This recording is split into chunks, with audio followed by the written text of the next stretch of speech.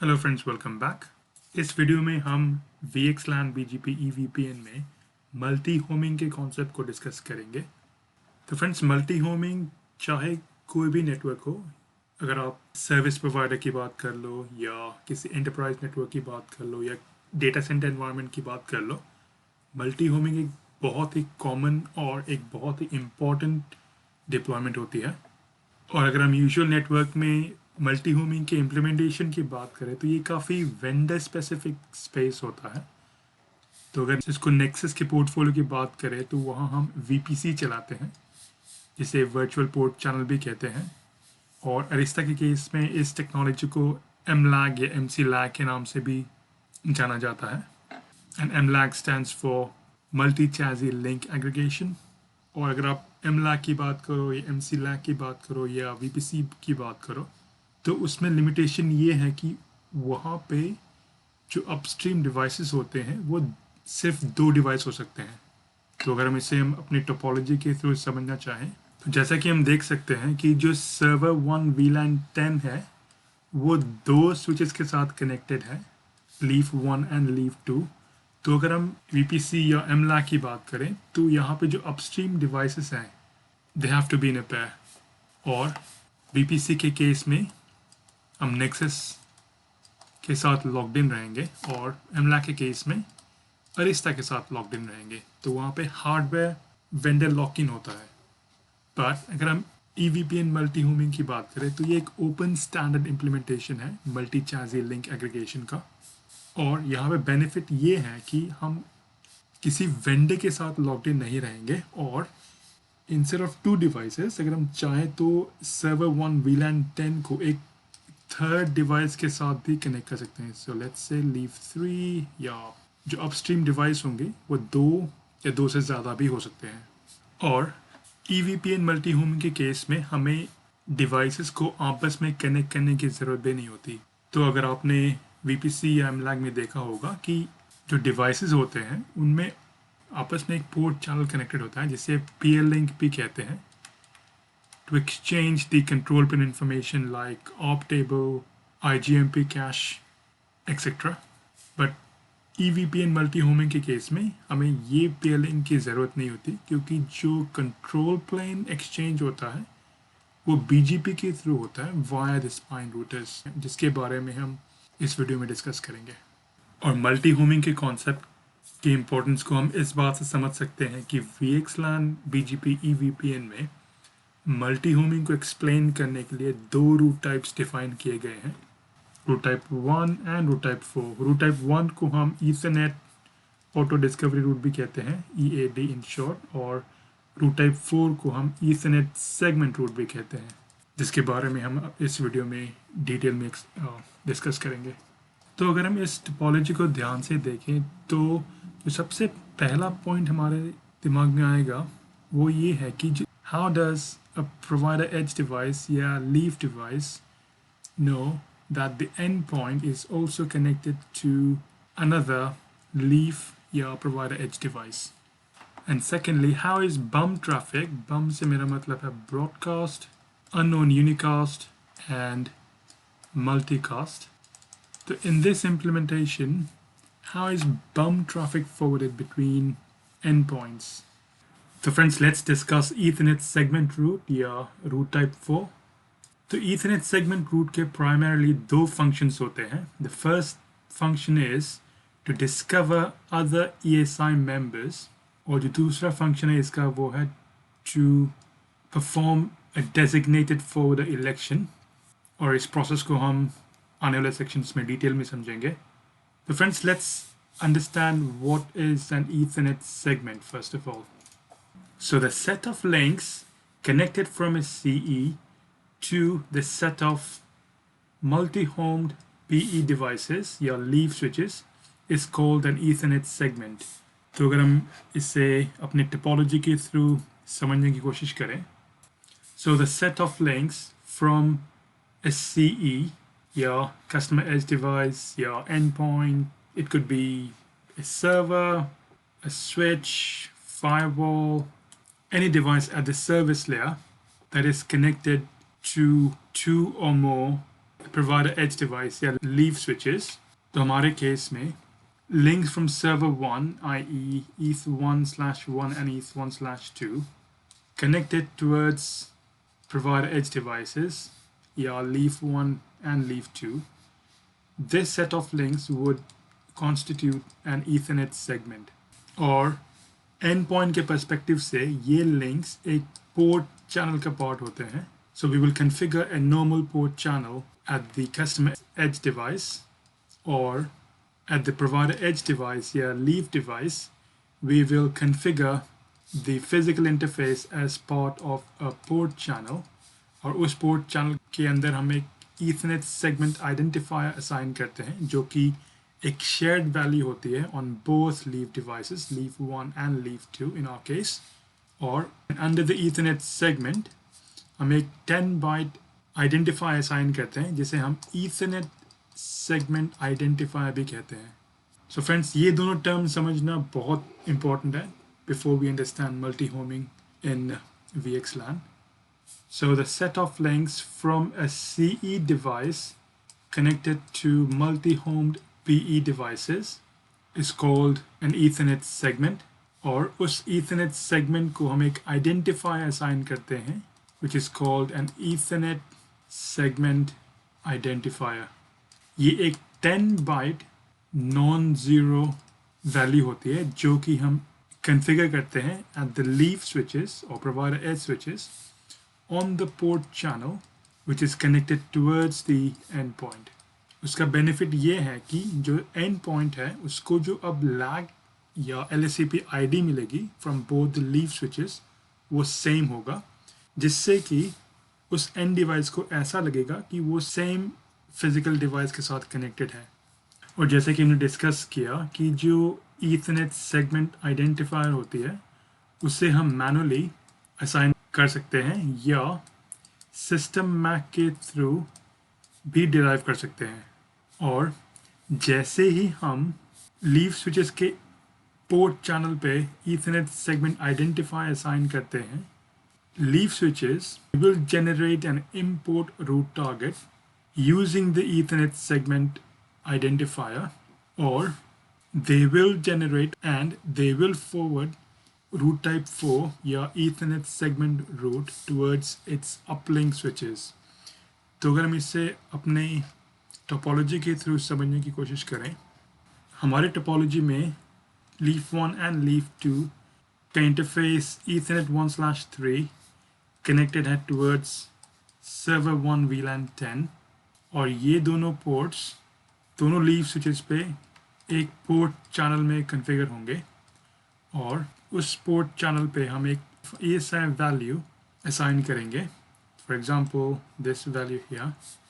तो जैसे हम इस पोर्ट चैनल में एक ESI वैल्यू असाइन करते हैं, at the same time leaf switches अपने अपस्ट्रीम BGP नेबर को एक BGP अपडेट फॉरवर्ड करेगा विद रूट टाइप 4 जिसमें ये Ethernet segment identifier included होगी, and also it will include the import route target.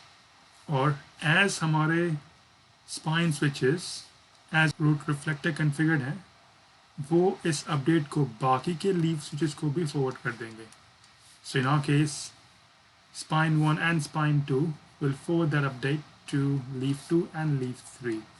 और leaf 2 पे हम same Ethernet segment identifier configure करते हैं, तो leaf 2 भी इस import route target को generate करेगा, और as इसके पास ये import route target present होगा, leaf 2 इस update को accept कर लेगा. However, leaf 3 पे हमने ये Ethernet segment identifier configure नहीं किया, और leaf 3 के पास ये import route target present नहीं होगा, तो leaf 3 इस BGP अपडेट को डिस्कार्ड कर देगा. और जैसे ही leaf 2 के पास ये अपडेट आएगा with the Ethernet segment identifier, leaf 2 will know that on this Ethernet segment there is another provider edge switch which is leaf 1, जो कि हम CLI पे भी कंफर्म करेंगे. So this is how leaf switches या provider edge switches discover other leaf switches या provider edge switches that are connected to the same Ethernet segment. So this is one of the functions of Ethernet segment route या route type 4. और जैसे हमने discuss किया कि Ethernet segment route या route type 4 का जो second function है is to perform a function called DF election या designated forwarder election. So let's discuss the process in detail. So friends, what is designated forwarder? Let's take a look. So friends, let's assume कि leaf 3 के पीछे एक और client device है which is in VLAN 10 which wants to communicate with server 1 which again is in VLAN 10. So let's assume this is 192.168.10.40 and this host wants to ping 192.168.10.10 और as ये दोनों devices same subnet में हैं, this device over here will send an ARP request to get the MAC address of 192.168.10.10 in VLAN 10.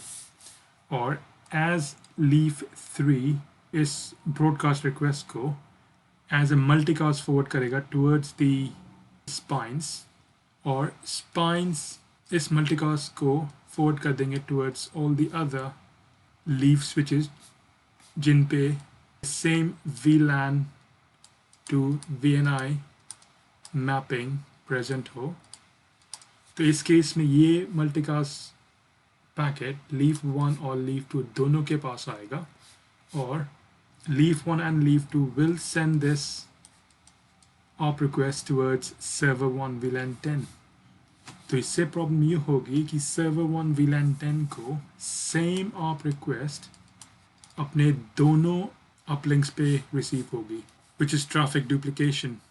तो इस problem को resolve करने के लिए लीफ 1 एंड लीफ 2 आपस में एक मैकेनिज्म चलाते हैं जिसे हम कहते हैं डेजिग्नेटेड फॉरवर्डर इलेक्शन या DF इलेक्शन और उससे होगा ये कि बिटवीन लीफ 1 एंड लीफ 2 या चाहे जितने मर्जी लीफ स्विचेस हो एक device as designated forwarder elect होगा और only the designated forwarder so let's assume leaf 1 is the designated forwarder for VLAN 10.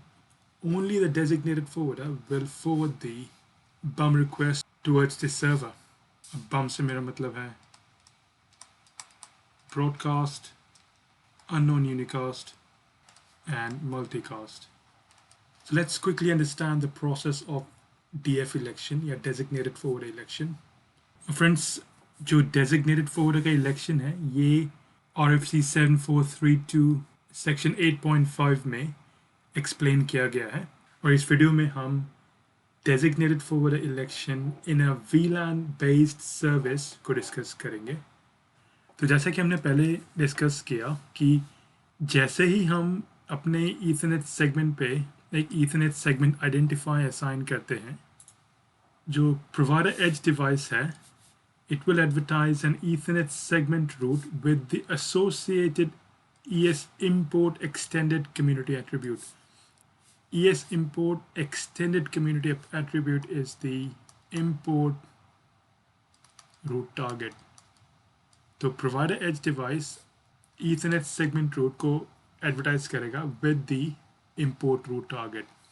और उसके बाद provider edge device starts a timer with a default value of 3 seconds to allow the reception of Ethernet segment routes from other PE nodes connected to the same Ethernet segment.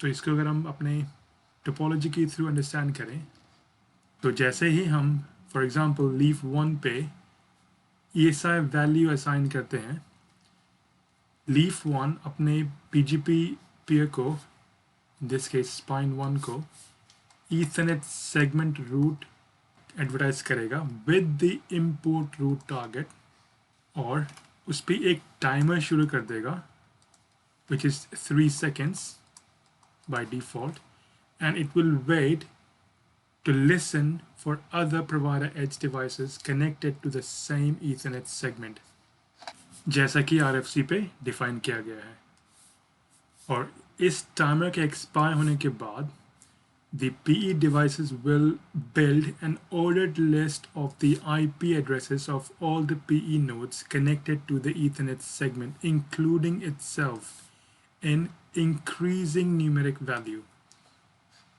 तो going back to the topology, तो जैसे ही leaf 2 के पास ये Ethernet segment root वाला update आएगा, it will create an ordered list of IP addresses including itself. तो इसको एक ऑर्डर्ड लिस्ट में अरेंज करेगा. तो लीफ 1 का जो ऑर्डर्ड आईपी होगा वो होगा 0 और लीफ 2 का जो ऑर्डर्ड आईपी होगा वो होगा 1. तो जैसे कि हम देख सकते हैं in the RFC it says every PE is then given an ordinal indicating its position in the ordered list starting with 0 as the ordinal for the PE with the numerically lowest IP address. जैसा कि हमने देखा leaf 1 जिसका originating IP था 3.3.3.3 उसको जो value assign होगी वो होगी 0. 4.4.4.4 जो कि हमारा लीफ 2 है उसको जो वैल्यू असाइन होगी वो होगी 1. और जो रूल अप्लाई होगा to elect the designated forwarder per VLAN is below for VLAN based service. तो जो फॉर्मूला है वो है V mod n is equal to I और I यहाँ पे हमारा ordinal वैल्यू है और V here represents the VLAN for which we are doing the DF election और जो n है is the number of provider edge devices in that redundancy group. और हमारे केस में for example we have 2 PE devices या 2 leaf devices connected to the same endpoint. तो यहाँ पे n की वैल्यू होगी 2 और जो फॉर्मूला है it says V mod n. तो अगर हम VLAN which is V mod n करें and as we know mod gives us the remainder of two values. तो ये अगर हम v mod n करें या 10 mod 2 करें तो the remainder will be 0 और इस केस में जो 0 है is the value of leaf 1. तो for example VLAN ID is 11 और the number of PE devices is 2 और हम V mod 2 करें तो जो हमारा रिमाइंडर मिलेगा वो होगा 1 and in our example 1 is the ordinal value of leaf 2. So for VLAN 11 leaf 2 will be the designated forwarder and for VLAN 10 leaf 1 will be the designated forwarder. और इस concept को हम CLI पे भी confirm करेंगे. तो friends I hope VXLAN multi homing के context में ईथरनेट सेगमेंट रूट और उसके फंक्शंस को समझ चुके होंगे. तो वीडियो को शॉर्ट रखते हुए हम ईथरनेट ऑटो डिस्कवरी रूट या रूट टाइप 1 को अगले वीडियो में डिस्कस करेंगे और साथ ही ईथरनेट सेगमेंट रूट और ईथरनेट ऑटो डिस्कवरी रूट का एक लैब भी करेंगे. तो फ्रेंड्स मिलते हैं नेक्स्ट वीडियो पे जहाँ पे हम ईथरनेट ऑटो डिस्कवरी रूट या रूट टाइप 1 डिस्कस करेंगे. तो फिर अगर आपको ये वीडियो अच्छी लगी हो तो प्लीज़ लाइक करें, शेयर करें और कोई भी फीडबैक हो गुड या bad please leave it in the comment section. और अगर आप चैनल पे पहली बार आए हो तो प्लीज़ चैनल को सब्सक्राइब करें और अगर आप हमें सपोर्ट करना चाहें तो आप हमें बाय मी अ कॉफ़ी पे भी सपोर्ट कर सकते हैं. The link is in the description. So friends, thank you very much for your time today and I will see you in the next section.